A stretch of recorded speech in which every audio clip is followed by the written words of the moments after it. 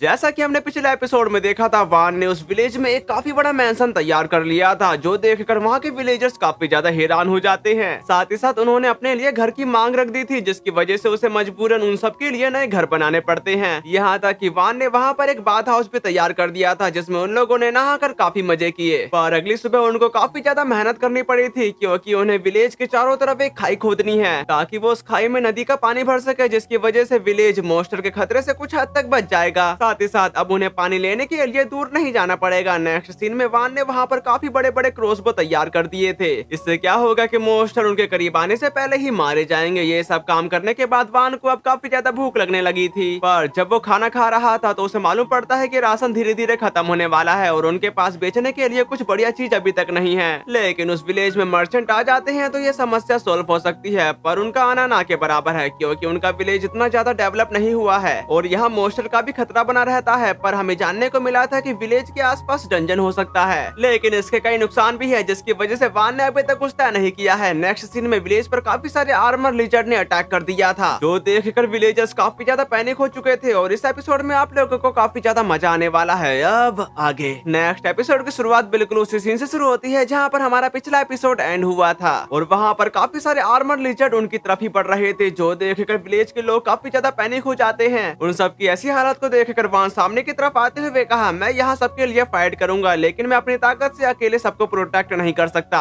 इसलिए प्लीज मुझे अपनी पावर दो। चलो हम सब मिलकर इस विलेज को प्रोटेक्ट करते हैं। उसकी ऐसी बातों को सुनकर वहाँ के लोग काफी ज्यादा मोटिवेट होते हुए कह रहे थे, यो बिल्कुल हम करेंगे और हम साथ मिलकर फाइट करेंगे, साथ ही हम विलेज को प्रोटेक्ट करेंगे। ये बात सुनकर वान काफी ज्यादा खुश होते हुए कहता है, आप लोगों का बहुत बहुत शुक्रिया, अब सब लोग मोर्चा संभालो। जो सुनने के साथ वहाँ के सारे लोग दीवार पर चढ़ना शुरू कर दिए थे। तभी केम्सन वान की तरफ आते हुए बताता कि औरतों का ग्रुप शिकार पर गया है, इसलिए वे लोग गांव में नहीं है। उसकी इस बात पर वान कहता है कि इस हालात में मेरे को ही सब कुछ संभालना होगा। जो कहने के बाद वो दीवार पर चढ़ने के लिए जाने ही वाला था, पर टिल उसको वहीं पर रोक लेती है। अब ये देखकर वान इसका रीजन पूछता है, पर टिल अपनी आंखों से ही वान को सब कुछ बता देती है। वहाँ के ऐसे हालात को देखकर डी इस मसले के बारे में पूछता है, जिस पर वान बताने लगा, डी मुझे माफ करना, क्या तुम ऊपर जाकर बता सकती हो कि वहाँ पर क्या हो रहा है? मैं यहीं से उतर दूंगा। जिस बात पर एग्री करते हुए डी काफी तेजी से ऊपर जाने के साथ वहाँ के इस खतरनाक नजारे को देखकर काफी ज्यादा हैरान हो जाता है। दूसरी तरफ वान उनकी गिनती के बारे में पूछ रहा था, जिस पर डी बताता है लगभग 40। उनकी हाइट 8 मीटर है। ये काफी बुरा है। एक्सपीरियंस नाइट के ग्रुप को भी एक आर्मर लिजर्ड को हराने में काफी ज्यादा मुश्किल होगी। जबकि वान नीचे से ऑर्डर देते हुए कहता है कि डी बैलिस्टा में आयरन बोल्ट को लोड करो। जो सुनने के बाद उसका साथी बोलता है, नॉर्मल वेपन उनके सख्त खाल के खिलाफ काम नहीं करेंगे। जिस बात का जवाब देते हुए डी बताता है, मुझे यह पता है और अब तक कुछ बहुत मुश्किल हालात के बावजूद मैंने अपनी सारी बैटल जीती है, लेकिन अब मैं लॉर्ड वान के ऑर्डर को मानने की कोशिश करना चाहता हूँ। चलो उन बैलिस्टा में आयरन के बोल्ट को लोड करो। जो सब सुनने के साथ उन सब ने एक साथ आयरन बोल्ट को उसमें लोड करने के साथ उनकी तरफ थ्रो कर दिया और वो सीधे जाकर आर्मर लिजर्ड के टकले पर लग जाता है, जिसकी वजह से वो काफी ज्यादा घायल हो गए थे।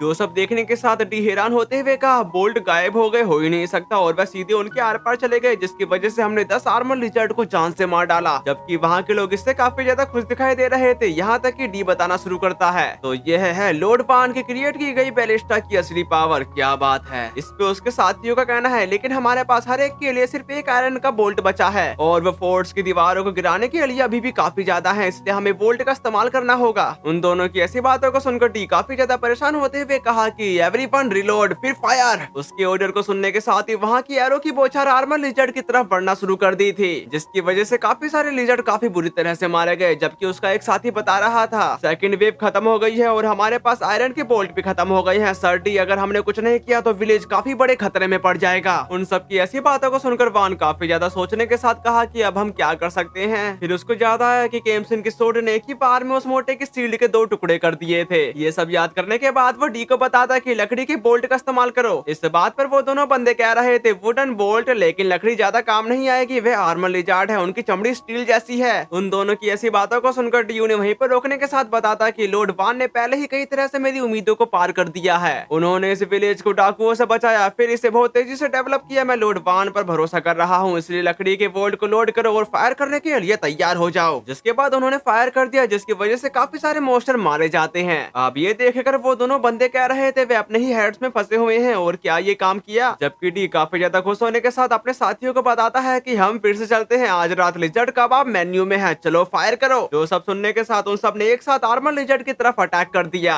जिसकी वजह से वहाँ के सारे लिजर्ड का खात्मा हो चुका था। अपनी इस पहली जीत के लिए गांव वाले काफी ज्यादा खुश हो जाते हैं, जबकि टील लोड बांध से चिपक चुकी। वहाँ के इस खुशनुमा माहौल को देखकर उस पर्सन का कहना है सभी एनिमी खत्म हो गए हैं और नुकसान की चिंता मत करो, हमारी तरफ से किसी को भी चोट नहीं लगी। साथ ही उसका साथी भी बताता है इसके अलावा हमने सिर्फ कुछ ही बोल्ट का इस्तेमाल किया। उनकी ऐसी बातों को सुनकर टी कहने लगा हमारी विक्ट्री इतनी जबरदस्त थी कि ये लगभग एंटी क्लाइमेटिक लग रही है। लोड बान बहुत बड़ी हस्ती बनने वाले हैं, जितना मैं सोच भी नहीं सकता उससे भी कहीं ज्यादा बड़े। नेक्स्ट सीन में उन सब ने खाने के हिस्से और जो चीज इस्तेमाल किए जा सकते हैं उन सबको अलग अलग कर दिया था। साथ ही साथ वहाँ पर एक बंदा कह रहा था आंखों और नुकीले दांतों को संभाल कर रखो और तुम आंतों को फेंक सकते हो, लेकिन उनके मैजिक कोर को निकालना मत भूल जाना। जो सुनकर औरतों कहता है इस तरह की कटाई में अक्सर कटाई पूरी होने से पहले ही बॉडी सड़ जाती है। उसकी इस बात पर मोटू बताता है कि लेकिन लोड वान द्वारा बनाए गए इन डैगर की बदौलत हमारा काम झटपट हो जाएगा। उसी वक्त वान वहाँ पर आते के साथ मीट के पहाड़ को देखने के साथ बोला अरे वाह, अब हमारे पास इतना सारा मीट है, इसका मतलब है कि आज रात। फिर हम रात की तरफ आते हैं जहाँ पर वान काफी मजे करते हुए कह रहा था हम एक बड़ी दावत करेंगे और अब आज हमने जो शानदार जीत हासिल की है उसके सम्मान में चीयर्स। जो सब सुनने के साथ ही वहाँ के बंदे चीयर्स करने के बाद दावत को एंजॉय करने लगे थे। दूसरी तरफ विलेज चीफ का कहना है मैंने कभी नहीं सोचा था कि मैं वह दिन भी देख पाऊंगा जब हम फिर से हंस सकेंगे और अच्छे से खाना का आनंद ले सकेंगे। जिसके जवाब पर वो बंदा बताता है कि तो असल में एक ऐसा नोबल भी है जो मौज मस्ती में शामिल होने से पीछे नहीं हटता। ये बात सुनकर एस्पार्टा कहता है कि फिर भी एक नोबल पर्सन के लिए यह बिहेवियर प्रॉब्लमैटिक माना जा सकता है।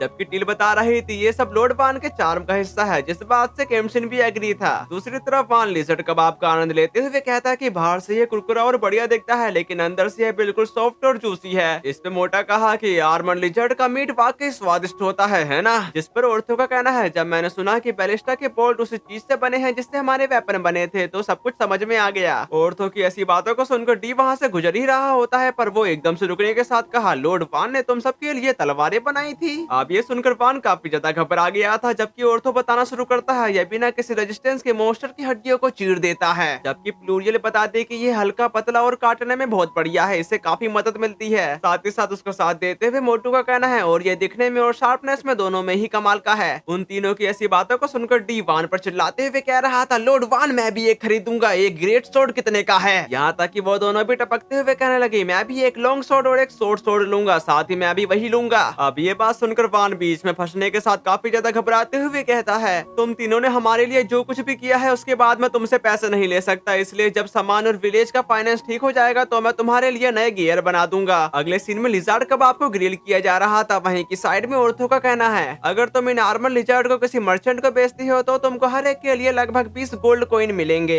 हालांकि इस मामले में ज्यादातर मीट खराब हो जाएगा इसलिए उसे और टेलीपोर्ट फीस को घटा दो तो तुमको हर एक के लिए 8 गोल्ड कॉइन मिलेंगे। ये बात सुनकर वान अपने मन में कहता है कि हमारे पास अभी भी उनमें से 40 हैं, तो यह 300 गोल्ड से ज्यादा होगा। जापान में यह लगभग क्या ये 300 मिलियन येन से ज्यादा है। अभी वान सोच कर काफी खुश हो ही रहा था तभी एस्पार्टा उसमें मसाला मारते हुए कहता कि जब कोई विलेज या टाउन 100 से ज्यादा गोल्ड कॉइन कमाता है तो उसे टैक्स के तौर पर 50% मार्क्विस को देना होता है। इस बात की वजह से वान को धचका लग चुका था। साथ ही वो बताता कि और इसे सीक्रेट रखना तो नामुमकिन है ना। जो सुनने के बाद एस्पार्टा बोलता कि तुमने एकदम ठीक कहा, अगर हम ऐसा करते भी हैं तो बेचने पर उन्हें तुरंत पता चल जाएगा। अब ये सुनकर वान काफी ज्यादा इमोशनल होने के साथ अपने मन में कहता है कि मुझे लगा था कि मुझे 300 मिलियन मिलेंगे लेकिन यह घटकर 150 मिलियन रह गए। लेकिन बड़ी समस्या यह है कि मेरे डैड को इस विलेज की हालत के बारे में पता चल जाएगा। अगर उन्हें पता चल गया कि इस जगह की कुछ कीमत है तो वह मुझे किसी दूसरे दूर दराज इलाके में भेज देंगे और मैं इस विलेज में अच्छी आरामदायक जिंदगी नहीं जी पाऊंगा। जबकि स्पार्टा कह रहा था इस बात को सीक्रेट रखना काफी ज्यादा मुश्किल है, लेकिन एक चीज है जो हम ट्राई कर सकते हैं, हम इस बात को तुम्हारे बड़े भाई लॉर्ड मर्सिया को बताएंगे। उसकी इस बात को समझते हुए वान बताता कि मेरे भाई तो आर्मर लिजर्ड को हराने का क्रेडिट मेरे बड़े भाई को दोगे। इस बात से एस्पार्टा पूरी तरह से एग्री था। तभी वान अपने मन में कहा यह सच है कि मेरा भाई अपने नाम के साथ कई अचीवमेंट जोड़ना चाहता है, इसलिए यह हम दोनों के लिए अच्छा रहेगा। फिर हम अगले दिन की तरफ आते हैं जहाँ पर वहाँ के लोग वान को बता रहे थे कि मर्चेंट इस तरफ आ रहे हैं। दूसरी तरफ वो दोनों मर्चेंट अपने सामने इस नजारे को देखकर काफी ज्यादा हैरान होने के साथ कह रहे थे अरे क्या ये सच में वही दूर दराज का विलेज है, हमने लगता है गलत रास्ता ले लिया। और अभी वो लोग वहाँ से जाने ही वाले थे तभी वान ऊपर से बताना शुरू करता है तो क्या तुम लोग मर्चेंट हो, मैं इस विलेज का लॉर्ड हूँ, वान नहीं फर्टियो। उसका नाम जानने के बाद वो दोनों और भी ज्यादा हैरान होते हुए कहते हैं कि क्या ये मार्क्विस फर्टियो का चौथा बेटा है जिस बच्चे को वो सब जीनियस कह रहे थे वह इस विलेज का लॉर्ड है। उसी वक्त वान उनसे पूछ रहा था अगर तुमको कोई दिक्कत ना हो तो क्या मैं तुम्हारा नाम और तुम्हारी कंपनी का नाम जान सकता हूँ। जिस बात का जवाब देते हुए वो बंदा कहा कि मैं चैम्बर ऑफ कॉमर्स से बैल हूँ और मेरे साथ जो आदमी है वह मेरा छोटा भाई रेंगो है। जो सब सुनने के बाद वान काफी ज्यादा खुश होने के साथ कहता है, चलो अंदर आ जाओ, हमारे विलेज में तुम्हारा स्वागत है। फिर यहाँ सीन कट होकर उसी कमरे की तरफ आ गया था जहाँ पर आर्मर लिजार्ड की खाल, हड्डियां, नाखून सब कुछ रखा गया था। और वो दोनों अपने सामने इस मंजर को देखने के बाद काफी ज्यादा हैरान होने के साथ बताते हैं कि तुमने इतने सारे आर्मर लिजार्ड को हरा दिया, साथ ही साथ इस छोटे से विलेज ने इतने स्ट्रॉन्गेस्ट मोस्टर को हरा दिया जिससे एडवेंचरर भी डरते हैं। जबकि वान उनसे कह रहा था, क्या तुम ये सब हमसे खरीदोगे? ये सुनने के बाद बैल तुरंत तैयार होते हुए कहा, मैं कुछ और बंदों को लेकर आता हूँ, क्या तुम लगभग 1 महीने तक इंतजार कर सकते हो ताकि हम ये सब ट्रांसपोर्ट कर सके? जिसके जवाब पर वान बोला, ठीक है, लेकिन मीट ज्यादा देर के लिए ठीक नहीं रहेगा, इसलिए तुम थोड़ा फ्री में ले जा सकते हो।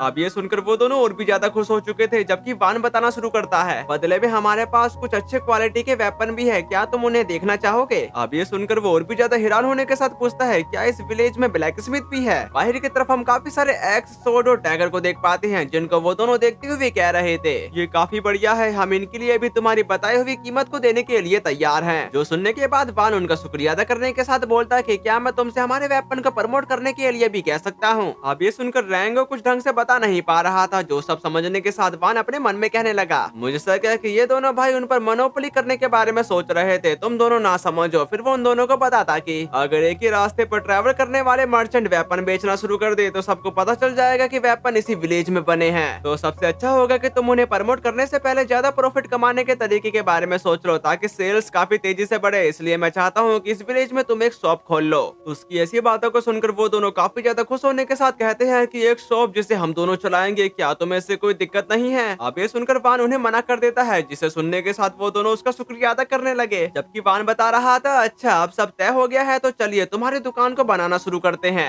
इसके कुछ देर बाद हम उनकी दुकान का सीन देखते हैं जो काफी ज्यादा खूबसूरत लग रही थी। साथ ही साथ उन दोनों की आंखें फटी के फटी रह जाती हैं। साथ ही वो बताते हैं, मैंने अभी अभी तुमको बताया कि मैं सोच रहा था कि मेरी शॉप कैसे दिखेगी, पर तुमने बना भी दी। नेक्स्ट सीन में हम उन दोनों लड़कियों को देख पाते हैं जो वान के विलेज के बाहर की तरफ खड़ी थी। यहाँ तक कि पैनामेरा का कहना है, मुझे ये पसंद नहीं है, अगर उसके जीनियस होने की रूमर सच है तो मैं खुद पता लगाऊंगी। दूसरी तरफ वान अपना काम करते हुए कह रहा था, क्या तुम 10,000 लोगों के रहने के लिए टाउन का प्लान बना रहे हो? जिस बात पर एग्री करते हुए स्पाडा बताता है कि हाँ, अगर हम फ्यूचर के डेवलपमेंट के बारे में सोचे तो मेरा मानना है कि हमें एक ऐसा फोर्ट्रेस टाउन बनाना चाहिए जिसमें 10,000 लोग रह सकें। पर वान उससे पूछता है, क्या हम सीधे 1,000 से शुरू नहीं कर सकते? जिस बात पर स्पाडा मना करते हुए कहना शुरू करता है, नहीं, तुम ऐसा नहीं कर सकते। इस विलेज के डेवलपमेंट में मौजूदा रफ्तार को देखते हुए 10,000 भी थोड़ा कम है। जैसे जैसे हम इस जमीन को डेवलप करेंगे तो हमें विलेज की रखवाली करने और उसकी सुविधाओं को मैनेज करने के लिए भी बहुत सारे लोगों की जरूरत पड़ेगी। इस बात का जवाब देते हुए वान बताता है, क्योंकि ये बात तुम कह रहे हो तो मुझे लगता है कि मुझे इस पर ध्यान देना चाहिए। उसकी ऐसी बातों को सुनकर स्पाडा कहता है कि क्या तुम्हारे पास कोई आइडिया है कि तुम किस तरह का फोर्ट्रेस टाउन बनाना चाहती हो? और स्क्वायर फोर्ट्रेस वाले टाउन सबसे कॉमन डिजाइन होते हैं। इस सवाल का जवाब देते हुए वान बताता है कि हाँ, मैं असल में एक स्टार शेप का फोर्ट्रेस टाउन बनाने की सोच रहा हूँ, क्योंकि अटैकर्स को मेन फोर्ट्रेस के पास पहुँचने के लिए नुकीले हिस्सों पर कब्जा करने में समय बिताना होगा। अगर वे उन्हें नजरअंदाज करके सीधे दीवार की तरफ जाते हैं तो उन पर 3 अलग अलग तरफ से हमला किया जाएगा। उसी वक्त वहाँ पर एक बंदा आते के साथ कह रहा था, लॉर्ड वान, ये काफी ज्यादा जरूरी है। नेबरिंग फर्डिनेटो काउंटी में से एक मैसेंजर यहाँ पर आया है। फिर हम अगले सीन की तरफ आते हैं जहाँ पर वान खुद को इंट्रोड्यूस करते हुए कहता है कि मैं वान नई फेटिया हूँ, मुझे इस विलेज का लॉर्ड अपॉइंट किया गया है। जिसके जवाब पर पैनामेरा का कहना है, मेरा नाम पैनामेरा केरेरा केएन है, मैं हाल ही में नाइट की पोजीशन से ऊपर उठकर विस्काउंट बनी हूँ। अगर आप लोगों को विस्काउंट का मतलब नहीं पता तो ये नोबिलिटी के टाइटल के 4th प्लेस पर आता है और ये पोजीशन सिर्फ लेडीज के लिए होती है। यहाँ तक कि आर्टे बताना शुरू करती है, मैं काउंट फर्डिनेटो के सबसे छोटे बेटी हूँ, आर्टे ऑन फर्डिनेटो। मैं अपने डैड के कहने पर सम्मान देने आई हूँ। मुझे उम्मीद है कि हम अच्छे से मिलजुल कर रहेंगे।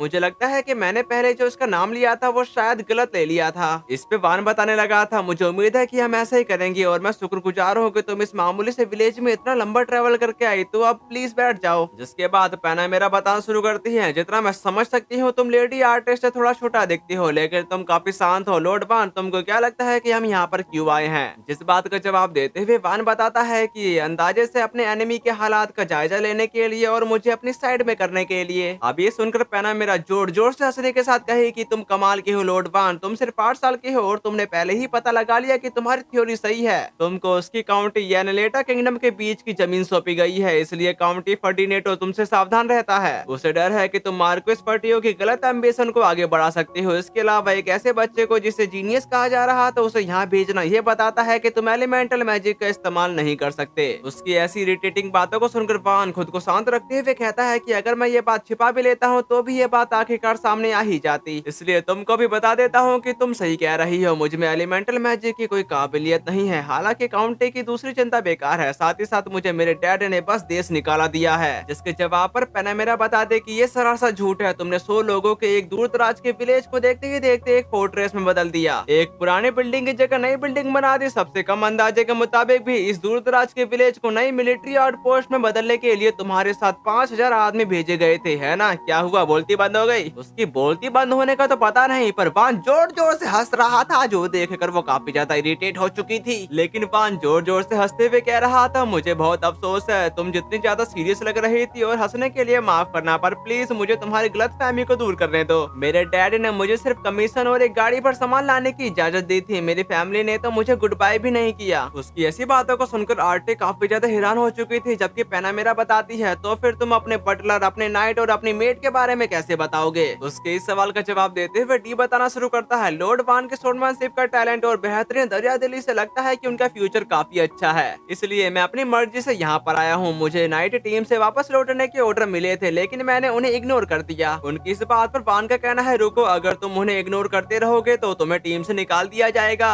दूसरी तरफ एस्पार्टा कह रहा था, जैसा कि तुम देख सकती हो कि मैं एक बूढ़ा आदमी हूँ। जब मुझे पता चला कि लॉर्ड वान विलेज आ रहे हैं तो मुझे लगा कि यह रिटायर होने और उनके पीछे पीछे यहाँ आने का एक शानदार मौका है, और अब मैं बुढ़ापे में टाइम पास के तौर पर लॉर्ड वान को वह सब कुछ सिखा रहा हूँ जो मुझे पता है। जबकि टिल बताना शुरू करती है, भले ही लॉर्ड वान एक नेक इंसान है, लेकिन वह मेरे जैसे लो रैंक के लोगों के साथ भेदभाव नहीं करते। साथ ही लॉर्ड वान दूसरों की परवाह सबसे ज्यादा करते हैं, इसलिए मैं हमेशा उनकी सेवा करना चाहती हूँ। उन सब की ऐसी बातों को सुनकर वो दोनों काफी ज्यादा हैरान हो चुके थे। जबकि पैनामेरा बताते कि तो फिर इस विलेज की ट्रांसफॉर्मेशन को तुम कैसे समझाओगे? अब इसको समझाने के लिए वान उन दोनों को बाहर की तरफ ले आया था, जहाँ पर वो उनसे कहता है, ये एक अच्छी जगह होनी चाहिए, चलो अब मैं एक रैम्पार्ट बनाने जा रहा हूँ। जिसके बाद एस्पार्टा ने वहाँ पर अर्थ मैजिक का इस्तेमाल करते हुए काफी बड़ी चट्टान क्रिएट कर दी थी। जो सब देखने के बाद पैनामेरा काफी ज्यादा हक्की बक्की होने के साथ कही कि तो तुम सच में एक टॉप क्लास एलिमेंटल मेज हो, फिर भी जब दीवार की माना खत्म हो जाएगी तो यह ढह जाएगा। उसी वक्त वान अपने प्रोडक्शन मैजिक का इस्तेमाल करते हुए एक काफी बड़ी दीवार और एक काफी बड़ा गेट तैयार कर देता है। अब ये देखकर वो दोनों पहले से भी ज्यादा हैरान हो चुके थे। जबकि आर्टी का कहना है, तुम्हारी मैजिकल एबिलिटी सच में है क्या लॉर्ड वान? उसकी इस बात पर वान उसे बता देता है कि मुझ में प्रोडक्शन मैजिक की काबिलियत है, सोसाइटी से सभी मैजिक में से सबसे बदकिस्मत मैजिक कहती है। अब ये सुनने के साथ आर्टी को अपने पास्ट की याद आने लगी थी, जहाँ पर वो एकदम अकेली, गुमसुम और उदास सी रहती थी। जबकि वान बता रहा था, जिस पल मेरे डैड को यह पता चला कि मेरे पास प्रोडक्शन मैजिक है, उन्होंने मुझे घर से निकाल दिया, इसलिए उन्हें मेरी पावर के बारे में नहीं पता। उसकी इस बात पर पैनामेरा बता दे कि वह बेवकूफ सच में कितने पागल है, उन्होंने अपना कितना बड़ा नुकसान कर लिया। वे लोग तुम्हारी पावर से अपना इफेक्ट काफी ज्यादा बढ़ा सकते थे। पर ठीक है, अब बहुत हो गया, मुझे यकीन नहीं हो रहा, लेकिन मैं समझती हूँ, और मुझे असल में तुम्हें लेडी आर्टे से मैरिज प्रपोजल देने के लिए कहा गया था। ये बात सुनकर वान अपने मन में कहा, तो इसलिए लेडी आर्टे यहाँ एक मैसेंजर बनकर आई है, और वो क्या कहना चाहते हैं, मेरी बेटी को ले जाओ और मुझे अकेला छोड़ दो। फिर वो उनसे कहता है कि मेरा प्लान इस फोर्ट्रेस टाउन को और ज्यादा स्ट्रॉन्ग और डेवलप करने का है, लेकिन मैं किसी से झगड़ा नहीं चाहता। जब तक काउंट यह समझते हैं मेरे लिए इतना ही काफी है, और मैरिज की जरूरत नहीं है। सच कहूँ तो मैं लेडी आर्टी की सगाई के खिलाफ था। उसके इस सवाल का जवाब देते हुए पैनामेरा कहती है कि इतनी कम एज में तुमको एक दूर दराज का विलेज का लॉर्ड बनाया गया, चाहे तुम टैलेंटेड हो या नहीं, इस बात की बहुत कम पॉसिबिलिटीज थी कि लेडी आर्टे को यहाँ खुशी मिलती। इस बात पे एग्री करते हुए वान का कहना है, हाँ तुम सही कह रही हो, और उसे सोसाइटी से निकाला जा सकता है, या बिना पैसे और सम्मान के किसी दूर दराज के टाउन में रहने के लिए मजबूर किया जा सकता है, या वह और विलेज डाकू या मोस्टर के हाथों खत्म हो सकती है। उसकी ऐसी बातों को सुनकर पैनामेरा कहती कि इसलिए मैं लेडी आर्टे की सगाई रोकने के इरादे से यहाँ पर आई थी, लेकिन मेरी फीलिंग बदल गई है लॉर्ड वान, अगर तुम मुझसे शादी करती हो तो मुझे काफी ज्यादा खुशी होगी। साथ ही साथ तुम में एक बच्चे से ज्यादा फोर्साइट है और लोगों को अपने पीछे एकजुट करने की पावर है, यहाँ तक कि बदकिस्मती से पलटने की नॉलेज और विल पावर है, और एक मेज के तौर पर जबरदस्त पावर भी है। अगर एज का फासला ना होता तो मैं खुद तुमसे शादी करना चाहती। ये बात सुनकर वान काफी ज्यादा ब्लश करते हुए कह रहा था, वो मेरी तारीफ कर रही है, कितना अच्छा लग रहा है। तभी पैनामेरा ने कहा, अब बस यही बचा है कि तुम दोनों इस बारे में क्या सोचते हो। लेडी आर्टे तुम क्या सोचती हो? मुझे नहीं लगता कि तुमको इससे बेहतर लड़का कहीं मिलेगा। इस बात पर लेडी आर्टे शर्माते हुए कह रही थी, मुझे लगता है कि लॉर्ड वान एक अच्छे इंसान है, लेकिन मुझे अभी उस सब के बारे में नहीं पता। जिसका जवाब देते हुए वान बताता है, खैर मैंने भी अभी तक शादी के बारे में नहीं सोचा है, ये एक जरूरी फैसला है, इसलिए हम इस पर आराम से सोचेंगे। दूसरी तरफ पैनामेरा का कहना है, हम आज रात यहीं रुकेंगे, इसलिए तुम्हारे पास इस बारे में सोचने के लिए पूरा दिन है। उसकी रुकने वाली बात को सुनकर वान काफी ज्यादा हैरान हो गया था। जबकि पैनामेरा हंसने के साथ बताती कि आखिरकार मुझे तुम्हें तुम्हारी एज के हिसाब से बर्ताव करते हुए देखने को मिला। जब से हम यहाँ आए हैं तुमने मुझे सिर्फ अपने मेच्योर साइड ही दिखाई है। क्या कहती हो लेडी आर्टे, अगर तुम आज रात रुकना चाहती हो तो लॉर्ड बान के मैंसन में रुक सकती हो। उसकी ऐसी बातों को सुनकर आर्टे काफी ज्यादा बलस करते हुए कहती कि बिल्कुल नहीं, मैं किसी लड़के के साथ एक ही कमरे में नहीं रुकना चाहती। अब ये सुनकर पैना मेरा जोर जोर से हंसने के साथ कह रही थी, लेडी आर्टे और मैं एक कमरा शेयर कर सकते हैं। लॉर्ड बान, क्या तुम्हारे पास कोई खाली कमरा है जिसमें हम रह सके? इस बात के लिए बान एकदम तैयार हो चुका था, पर उसके पास कमरा तो नहीं है, लेकिन वो एक कमरा जरूर तैयार कर सकता है। इसी के साथ यहाँ सीन कट होकर उनके डिनर की तरफ आ गया था, जहाँ पर बान उनसे कह रहा था, लेडी आर्टे क्या आपको अपना खाना पसंद आया? फिर हम और चीजें लाना शुरू करेंगे। वैसे लेडी आर्टे आपको किस चीज में इंटरेस्ट है? जिस पर लेडी आर्टे बताते कि मुझे प्यारी प्यारी चीजें पसंद है। इस पे बान बता रहा था, प्यारी प्यारी चीजें काफी अच्छी होती है ना, पर तुमको कौन कौन सी प्यारी चीजें पसंद है? जिस पर आर्टे का कहना है, मुझे फ्लावर और डॉल पसंद है। जो सुनने के बाद बान बोलता है कि डॉल है ना, मैंने कभी डॉल नहीं देखी, क्या तुम मुझे कभी डॉल दिखाओगी? इस बात का जवाब देते हुए आर्टे बताती है, मेरे पास गैरेज में कुछ डॉल्स हैं, इसलिए मैं तुमको कल दिखा सकती हूँ। जो सुनकर बान काफी ज्यादा खुश होने के साथ उसका शुक्रिया अदा करता है। उसकी स्माइल को देखकर स्टेला का दिल जोर जोर से धड़कने लगा था। फिर यहाँ से रात के बाहर की तरफ आ गया था, जहाँ पर पैना मेरा कह रही थी, तो ठीक है, मुझे लगता है कि मुझे सोने के लिए जाना चाहिए, तो कल मिलते हैं। उसके जाने के बाद आर्टे काफी ज्यादा प्लस करने के साथ वान को बताना शुरू करती है, आज के लिए तुम्हारा बहुत बहुत शुक्रिया। जब मैंने सोचा कि मेरी एंगेज हो रही है तो मैं काफी नर्वस थी, लेकिन तुम काफी अच्छे इंसान हो लॉर्ड बान, ये काफी बड़ी राहत की बात है। फिर वो उसको गुड नाइट कहने के बाद वहाँ से भाग जाती है। उसको यूँ भागते देखकर वान कह रहा था, अच्छा तो मुझे लगता है कि इसका मतलब है कि मैंने कोई बुरा इफेक्ट नहीं डाला है ना। अगले दिन एस्पार्टा वान को बता रहा होता है, ये देखते हुए कि काउंट ने लेडी आर्टे को मैरिज प्रपोजल के साथ हमारे पास भेजा, तो शायद वह भी कोई एलिमेंटल मेज नहीं है। उसकी ऐसी बातों को सुनकर वान कहता है कि उसके लिए यह कहना काफी ज्यादा मुश्किल था कि उसे भी मेरी तरह घर से निकाला जा रहा है। खैर अभी के लिए मुझे लेडी आर्टे की इच्छाओं को प्राथमिकता देनी चाहिए। अगर वह घर वापस नहीं जाना चाहती तो वह इस विलेज में रह सकती है, साथ ही एंगेज हो या ना हो, और अगर वह जाना चाहती है तो वह जा सकती है। फिर यहाँ सीन कट होकर उन्हीं दोनों की तरफ आ गया था, जहाँ पर पैनामेरा पूछती है, क्या तुमने उससे सब कुछ कबूल कर लिया? पर इसके लिए आर्टे काफी ज्यादा प्लस करने के साथ मना कर देती है। जो सुनते हुए पैनामेरा सीरियस होने के साथ कही, मैं कल वापस जाने की प्लानिंग कर रही थी, लेकिन क्या हम कुछ और दिन यहाँ पर रुक सकते हैं? जिसके लिए आर्टे भी तैयार हो जाती है। इसके बाद वो दोनों सोने के लिए जा चुके थे, पर आर्टे कह रही थी, हो सकता है कि कल जब मैं लॉर्ड वान से मिलूं तो उनसे बात शुरू करने की कोशिश करूं। पता है पहली बार मुझे सुबह उठने का इंतजार है। जो कहते ही वो सो जाती है। और इसी के साथ हमारा ये वाला एपिसोड खत्म हुआ। अगर आप लोगों को ये वाली वीडियो पसंद आई है तो प्लीज प्यारा सा लाइक करके और 40 कमेंट जरूर कर देना। इससे मेरे को जल्दी एपिसोड लाने के लिए मोटिवेशन मिलता है। तो फिर मिलते हैं, सायोनारा।